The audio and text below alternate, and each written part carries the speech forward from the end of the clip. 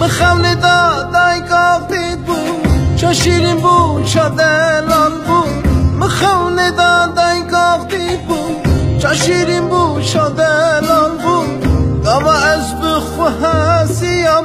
دایگا من جی رحمنی بود دایگا من جی رحمنی بود داما از بخو هسیم دایگا من جی رحمنی بود دایگا من جی رحمنی بود